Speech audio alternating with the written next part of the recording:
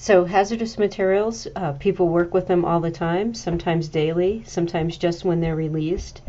This chapter, Hazardous Waste Operations and Emergency Response, covers the requirements for employers who either have workers who are on waste sites, may be exposed to hazardous waste, or they are expected to respond if there is an incident. We find the regulations in 29 CFR 1910.120 or subpart H. And so all employers are, in a sense, covered under this particular act if you expect your workers to respond in some manner to a release or an incident. Prevailing winds carrying vapors north toward an empty field. So once you get the leak stopped, let's open it up and allow the vapors to dissipate. We just held a full technical and specialist hazmat class with 22 students, which increases our staffing by about 33% across the board. We're in the process of adding an additional station to the team. Currently the team consists of the personnel from Station 1 and Station 9. We're adding Station 7 on East Sprague on the east side of the city, just because it's kind of co-located with the other stations.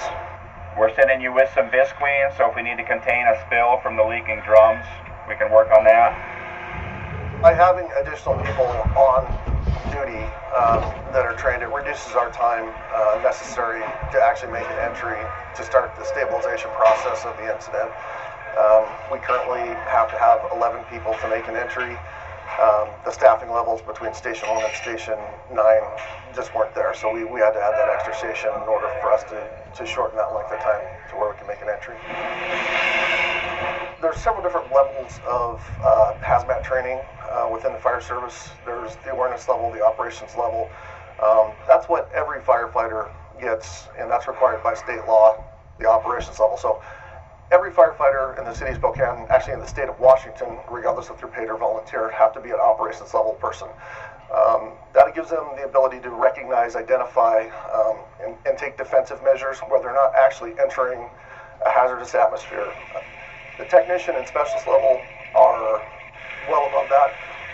We have advanced training in plugging, patching, diping, identification of products through the use of monitors, through spectrometry, chemistry. So we're able to actually go in and stabilize the incident, and that's our ultimate goal is incident stabilization. There's certain things that we have to comply with before we... So what does HAZWOPER stand for? HAZWOP stands for Hazardous Waste Operations in Various Settings, and stands for Emergency Response in Any Industrial Setting. And that's why HAZWOPER probably applies to you. So OSHA 1910.120 applies to employees engaged in emergency response operations for releases or substantial threats of releases of hazardous substances, as well as post-emergency response operations in all workplaces. So we can break our employees up into three groups. Group 1 are workers involved in waste cleanup directly. Cleanup operations required by a government body involving hazardous substances at controlled and uncontrolled websites. We also have corrective actions involving cleanup operations at controlled sites, and that's covered under RECRA, or they're the TSDF, Treatment, Storage, and Disposal Facility workers. And then the final group are those employees engaged in emergency response operations for the release of or substantial threat of a release of hazardous substances. And that's covered under Section V. Emergency responders may be those people who are properly trained but are not in that immediate release area, and so cross-training employees in different areas. Trained responders from the fire department who are trained in hazardous materials cleanup and incident management, or just contracted hazmat teams. But if your employees are responded to uncontrolled releases, then you have to comply with HAZWOPER 1910.120Q. Hello, thanks for watching this edition of OES News. I'm Sean Boyd. We're here at the scene of a major disaster in San Luis Obispo, but don't worry, folks, it's only a drill. In fact, it is final exam day for hazmat teams from around the state. Let me set the scene for you. There has been a big earthquake. And what you see now is the carnage. So, let the response begin. You're going to an overturned rail car. It's going to need a 0.2-mile radius, reverse 911, shelter in place if law enforcement can handle that. The scenario is very realistic. It's just a big wreck, okay? You've got rail cars upside down behind me. It's loosely based on the hazardous materials challenges responders faced immediately after the Northridge earthquake. It starts with fuel, your basic fuels, right? Ammonias, chlorine is another big one. Helpful hazmats that become dangerous and often deadly when they escape their containers. There's a lot of different chemicals out there that the folks that come through here, hopefully we train them so when they go out there and they get into it, they don't get themselves hurt. So another group of firefighters from various departments around California are here at the California Specialized Training Institute in San Luis Obispo to get certified as hazmat specialists. Cal OES dedicates a lot of funds to keep this. So for all of these, we're using the same methods. Step one is to positively identify the chemicals that are being released by the placards, shipping papers, safety data sheets, UN numbers, or technical experts or responsible parties. And step two would be to use your information, integrate it together to create this chemical hazard map and be sure that the UN numbers and the CAS numbers are matching so we know what the different danger zones are. For example, we'd want to make sure we knew what the upper and lower explosive limits were, the danger ranges, what the time-weighted averages or threshold limit values are, the vapor density, the specific gravity, whether there was skin absorption or not. And we put all this together to then select our proper level of personal protective equipment and respond. And in this case, run the scenario. Don't seal it quickly, then it gets brittle and it breaks. What was the most difficult part of what you just did? Trying to talk to each other. Yeah, communication was tough, but we had a good game plan going into it, so. Is our building of concern? A building where pipes are simulating a massive leak of sulfuric acid and sodium hydroxide, a nasty combination. Our biggest objective right now is to contain the leak. Entry team is on air. Starting the clock. Entry team, just a heads up. Make your communications to the entry team leader. They need to stop the leaks in the dark, obscured by smoke, and under time pressures. Let's get an idea of what 1910.120 looks like. We have, of course, definitions in the scope, safety and health programs, site characterization, site control, training, medical surveillance, which is always imperative when you have people in any type of PPE. Then you have engineering controls work practices or the selection of PPE, monitoring for health hazards, informational programs, handling drums, and finally at the end, decontamination. So your safety and health program, you have to have a specific plan where you use a hazard analysis for each site task in which hazardous materials is being used. You have to identify the personnel that are maybe using the hazardous materials or exposed to the leak and what personal protective equipment they need to wear, as well as putting them in a medical surveillance program and being sure that air monitoring was conducted when necessary. Of course, it's always necessary when you're responding to a spill of an unknown, but it may not be necessary for very small leaks. And then site control procedures definitely depend on the size of the facility, and we get into the end of that, which is decontamination, and further into 1910.120, we may have to go into our confined space programs and look at our emergency response plans. So definitely a lot goes into 1910.120. But we can break it down into really small pieces because maybe we just want to limit our training. So we have 4 different levels that a worker can be trained to. And so if you want to limit the amount of contact your workers have, then they're trained to the awareness level. They know what a spill is, and they know how to report it. The responders level, or the operations level, is that they attempt to contain the spread, but not necessarily stop the leak. And then with more training, you move up to the technician or specialist level, where you take some offensive action to stop the leak. And the incident commander has overall charge of the situation at hand. And hopefully you can see how this all fills in together, right? The more likely you are to be in contact with material, or the more material you're in contact with, the higher the level of training required.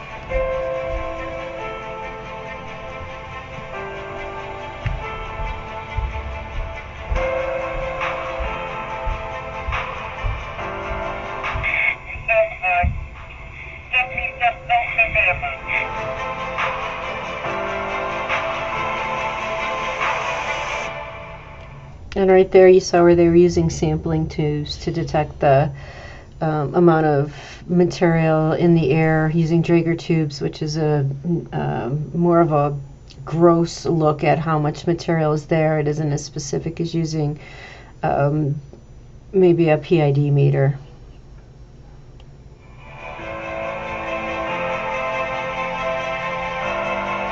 So when looking at the training requirements, you can see that the more in-depth the exposure, the more lengthy the training that needs to occur. And everyone needs an 8-hour yearly refresher training.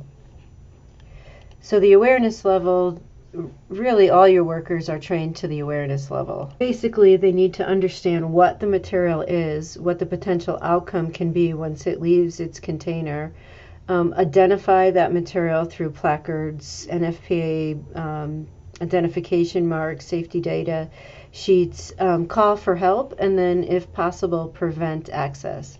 So the awareness level is call for help.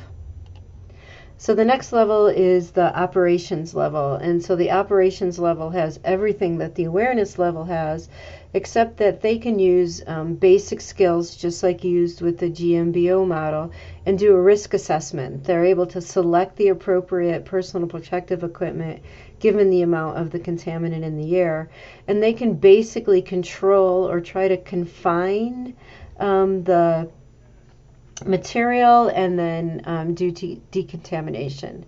So here's an example where we can maybe not stop that leak if the valve was broken, but we certainly can put down pads and contain it. And so now we're on to the next level, which is the technician level. There you're implementing the emergency response plan, so you already have previously been trained in what the emergency response plan is. You can use field instruments such as those Draeger tubes or a photoionization detector, something that can level the amount of particulate matter or aerosols or vapors that are in the air. You can be able to perform a role within the incident command system, which we previously used. And again, select your proper personal protective equipment, be able to contain the spill, and then do contamination procedures. And here's the big one, is that they understand that toxicological terminology. So what is a neurotoxin as opposed to a sensitizer or something that has an asphyxiant? And so more in-depth knowledge of those key indicators in the NIOSH Pocket Guide that tell us the route of exposure and the types of negative effects on our body. So here's an example of the technician level where they're using plug and dike to stop the leak. So depending on the level of engagement with the material, that's also the level of training or medical monitoring that needs to go into place. So your hazardous waste workers, they're definitely exposed to a high amount of stress. As soon as you put on a level A suit, definitely you get that flight or fright type response, and it's exhausting to wear a suit such as that. But for employees who are using respirators, we're going to cover this more in depth in personal protective equipment, but you can see that not only fit testing, but proper use, as well as proper use within foreseeable emergencies, cleaning, storing, disinfecting, maintaining your respirator, training employees on the respiratory hazards associated with routinely wearing a respirator or having leaks, and that they're following the procedures regularly to ensure that they're not donning a dirty respirator, or that they are not up to the physical capabilities of wearing a respirator. So to kind of summarize this, we have these 3 levels of hazardous materials training. We have emergency response, which is our first responders, technicians, specialists, and incident commander. We have cleanup at hazardous waste sites, which are our hazardous waste sites workers, both 40 and 24-hour trained, plus the HAZWOPER training. And then there's 3 levels, then there's 1 level of treatment, storage, and disposal of hazardous waste site workers. So we have emergency response, which is most likely what you will be dealing with unless you're in the cleanup or treatment and storage industries. And there's a really neat training guide here when we go to this link.